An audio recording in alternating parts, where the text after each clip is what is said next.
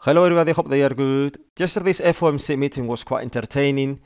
I mean, there is quite a lot to talk about, and it was quite late to be honest. It was at 6 p.m. UTC time, and then the press conference at half 6, so it finished around 7:15. And at the end, you only have like 2 hours of price action in that New York session. Really, what usually happens is that it fills imbalances because if you go to the 15 minutes time frame, there's a pattern that you see in almost every FOMC meeting. We talked about this in yesterday's video. I also posted a tweet about it. But usually what you see, it's a false move right at the start when the data gets released. So this can happen either to the upside or to the downside. In that case, yesterday was to the upside. You can see this week over here that went to 27,300. That's the false move. Then you see the drop during the press conference. Okay. And then you have the retrace, because if you notice, it leaves some liquidity pools behind. Check, for example, this huge liquidity pool leaves there, and here, that's also another one. So you can see then how price tends to retrace those two liquidity pools or those imbalances that the press conference leaves. And at the end of the day, what happened in the FOMC meeting is that you have a false move, manipulation, and then the retrace of those imbalances. And at the end, look, that's 9 o'clock UTC time, New York session finishes, and nothing really happened. So you have to wait for the next day to see the real move. And that is the real move to the downside. Why? Well, because Jerome Powell, who was, I would say, very hawkish. Okay, there was a lot of things. First of all, the interest rate decision, it wasn't a surprise. Everybody was expecting the same, that it's a pause in rates. So that was priced in, and the market didn't move based on that. But in the dot plot, they were still projecting a new hike this year of 25 basis points. Now, that could happen either in November or in December. And I've said this, I think even 1 month ago, that I was expecting the Fed to hold rates now in that meeting, and in the next meeting in November to hike 25 basis points, because this is what they've done previously. This year, they've basically done that. They paused, then they hike, now they've paused, so the next thing is probably a new hike. Alright? So that's what we're expecting. Why? Well, basically because next month they're gonna get first the CPI data, and we're expecting that it comes quite hot. Hang on, that's not my chart, is it? It's my chart. Oh yeah, because I'm daily time frame there. Okay, this is the gasoline prices, and you can see that in August it only went up less than 2%, but so far this month, and we still have another week to go, so far we are up 7%, and we've even got to 10% this month, and we still have 1 week more. So why not? Could we get to $93 a barrel still in the next week? Okay, and that would be an increase of a 12% in the oil prices. So of course CPI next month should come quite hot. I think will probably be around 4% or higher CPI. That could be the justification for the Fed to hike again 25 basis points. Okay, that's what we are expecting in November, that the Fed hikes 25 basis points, also according to the dot plot, that this year there is one more hike left. And also, that was not everything in the dot plot, because also it was saying that next year in 2024, they are expecting a terminal rate target of 5.1% versus the 4.6% that they were projecting in the previous dot plot. So that's, an increase of 0.5%, which means that they are really planning to keep the rates higher for longer, the famous higher for longer quote. So that's what they are projecting. That means that the economy is going to be under serious pressure if they are going to keep the interest rates high for that long, because I think now they're expecting rate cuts from September. Personally, I believe that this will change, and it will be before that, but we'll see. But I still think that'll probably be still before that, to be honest. I don't know if it's going to be in summer or in the spring, but I'm expecting a rate cut a lot earlier than September. But anyway, we'll see what happens there. And if all of this wasn't enough, the best thing to me was in the press conference. This was one of the most important things of the day. They asked Jerome Powell is the soft landing still the baseline expectation? Like is the primary projection or a scenario that you are projecting or that you are expecting? And Jerome Powell said no. He said, no, I wouldn't say that, or I will not do that. That means that they think that the soft landing is still possible. But possible, of course, you're never going to say that's impossible, because even if it's 1 or 2, 3% chances, he didn't say what the possibilities or the probabilities for him would be. We don't really know that, but they think that it's possible but unlikely, basically. So if it's not a soft landing, you either have a hard landing or a really bad recession. So let's see what happens. But I think definitely 2024 is going to be potentially a bad year for the stocks. Okay, and now maybe one day I'll do a video of the stocks in higher time frame with my targets. But it's true that I'm expecting a serious drop for the S&P in the next 6 months, probably even lower, 4 to 6 months. All right. So that's basically what happened yesterday in the FOMC. Now, there is a pattern that plays out in almost every FOMC meeting, and if you go to the 15 minutes time frame, you're going to be able to see it. I also mentioned about this pattern in yesterday's video, and I also posted on Twitter about this. But basically, what you usually see is a false move right at the start when the data gets released. That was to the upside with this week to 27,300, and then when the press conference started, so the press conference started around here, you can see that then price dropped, leaves big liquidity pools behind. You have here 1 and 2, and then what price does is reverse those 2 liquidity pools. Okay, so that is basically what happened. You can see the liquidity pools. You got one here, that big red candle, and another one there, and then you can see then price recovering those candles. Okay, and with that finish, to be honest, that was at 9:15. New York session finishes, and there is not much more room for more price action. So at the end of the day, nothing really happens. Okay, because you have some manipulation here, some recoveries of those imbalances, and then the price action finishes. So that's why we closed the candlestick, the daily candlestick above the daily 50 MA, but the real move happened the next day, because again, FOMC, it was very late, so there was not much room for New York to move price. All right. Now you can see the 1 hour time frame, and this is for the day traders. You can see how price has basically broke out below the 1 hour 50 MA.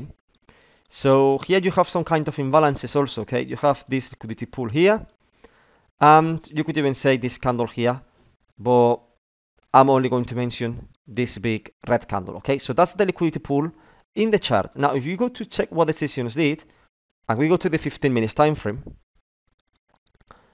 let's try to make some sense of what is currently going on with Bitcoin. Okay, so first of all, let's try to mark the sessions. So you got here Asia. Let's see. And Asia finished around here. Okay, so that's not much difference in price. It's $100. Okay, so this must be maybe 0.5%, exactly 0.49%. Okay, so you can see that Asia held, I would say. Now, hang on, let me remove the 150 MA. Now let's see what London did. Well, London has clearly done price. Clearly done price. Okay, that is London. So if Asia held a London dump, what is New York going to do? Well, I think that there is a serious chance that New York reverses this move, if I'm honest with you. Okay, that's what I think. Now let's please put the right colors, because otherwise this is not going to play out, and it's going to be the fault of the colors. So let's get this. So you basically would have here, let me mark this well for you, Asia holds, then you have London dumps and New York reverses. Okay, so that is what we are potentially looking for today. That's the pattern based on the trading sessions. Okay, Asia holds, London drops, and then maybe we can see New York reversing. All right, now 4-hour time frame. What's going on with the 4-hour 50 MA? Well, hang on, actually we could do a little trick here, and is to set the 50 MA to solely of the 4 hours time frame. Why it's not working? There you go. So you can see that we are right now below the 4-hour 50 MA. Now, could this be a deviation below the 50 MA? Because you can see that we hold it as support here pretty well, and now we've had this drop. Basically, right before the New York session starts, that could be the stop home that we are seeing now, and then maybe New York can reverse this liquidity pool over here, that imbalance, basically all the way to 26,930. Okay, that is what I'm aiming today as a potential day trade. And then in terms of the on bigger time frame, then it's quite concerning. So let me get that there. Hang on, no, I want basically the chart there in the time frame that I'm on. Okay, so you can see that we are, breaking below the daily 50 MA, which means that maybe what could potentially happen next is that the next daily candle comes and recovers this candle here and test the daily 50 MA resistance, and then next week we could see lower prices. If that is the case, then you want to see also the weekly candle closing on Sunday. Let me remove this. Closing on Sunday below the weekly 50 MA. Okay?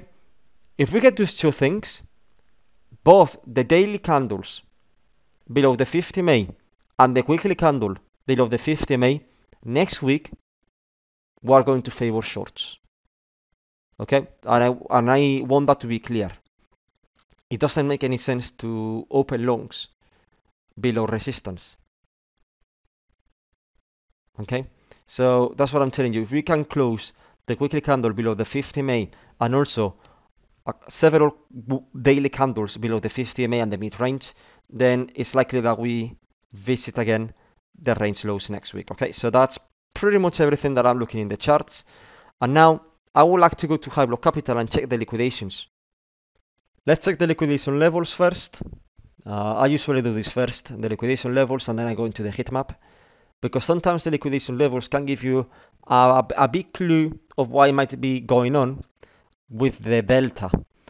Okay, the delta is showing $3 to $5 billion worth of short liquidations. It's not much. You usually see reversals where there is more liquidity to get taken, but it's true that if you notice here in this chart, look at the spikes in the other right. Where do you see them? I see them to the upside. Okay, it's true that here you have one, a pink one here. That's, I think, 25 leverage longs. So you go there, one exactly, let me mark it. I think it's around here. Let me see if I find it. Hang on, let's do this. Okay, so it's exactly this one here. At 26,400. But you also got another one here at 26,400, well, 380. So yeah, pretty much in that zone. That we could even see New York dropping all the way here and then reversing to hit that spike there. Okay, that would be the last entry that I would take before saying my idea is invalidated. Okay, because you can then see how to the upside we have a lot of spikes. Check this out. At 26,000, sorry, that's not right. There, at 26,700, you also got some liquidations at 27,000 and at 27,200. So you can see how the liquidity is mainly to the upside if we check the liquidation levels. But there is a chance that we even go today all the way to 26,400 if there is a new stop hunt before reversing, okay? If that's the case. Now let's go to the liquidation heat maps. Okay, I just posted a tweet about this liquidation heat maps, and I was saying that today we were going to hit one of those two levels. And we have here 26,575. We hit it, you can see there. And then we also have some liquidations all the way at 27,175. Now, I don't know if today we're going to go all the way here. If there is a New York reversal, I'm not going to target this level. I'm going to target that candle, that liquidity pool that I've mentioned. I think it was at 26,950, okay? That's what I'm targeting. But you can see that that could have been the stop point already happening, okay? Now, 7 days time frame, you got a lot of liquidations, 26,150 and 27,600. I think we're going to come to one of these levels next week. But in terms of day trading, I'm interested in checking this, so I'm going to ignore those. 1 month time frame, still a lot of liquidity to the upside, too far away. 28,000 is too far for me.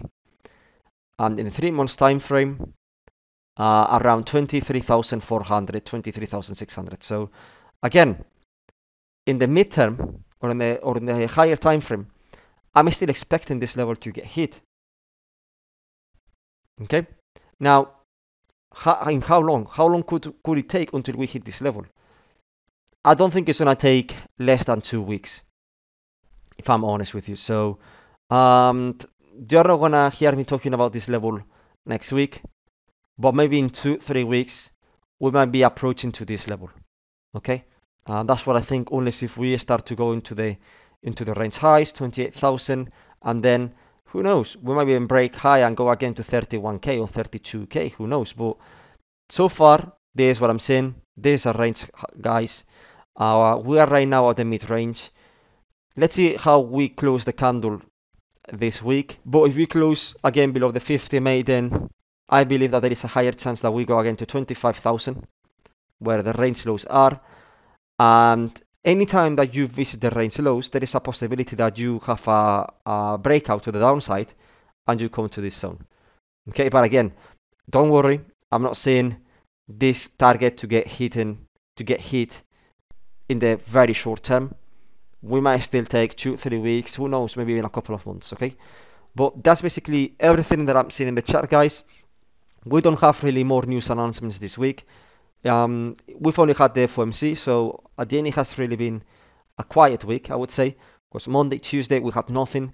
Now today is Thursday, we have nothing, and tomorrow we have nothing really. So just play the chart.